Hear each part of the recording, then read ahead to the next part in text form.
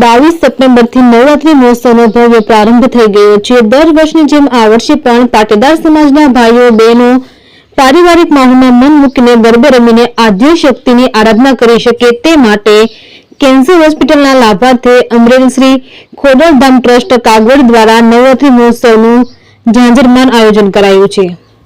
શ્રી નરેશભાઈ પટેલના માર્ગદર્શન હેઠળ ગુજરાતભરના 30 થી વધુ સ્થળોએ નવરાત્રી મહોત્સવ યોજાઈ રહ્યો છે।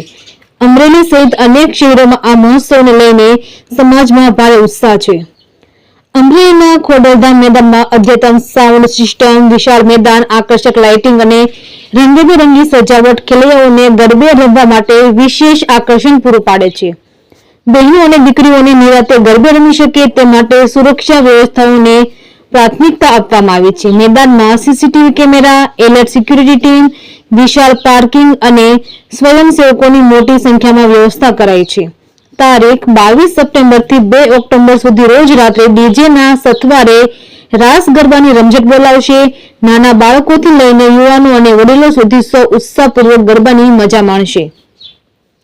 નવરાત્રી મહોત્સવ દરમિયાન ખેલૈયાઓને પ્રોત્સાહિત કરવા માટે દર વર્ષે જેમ આ વર્ષે પણ આકર્ષક ઇનામોની વ્યવસ્થા છે। ભક્તિ, આનંદ અને સામાજિક એકતાના આ મેળામાં ખેલૈયાઓ ગરબે રમીને આદ્ય શક્તિની ઉપાસના સાથે સમાજ સેવાનો સંદેશ પણ આપશે। તંત્રી પ્રતિક સાવલિયા, અમરેલી।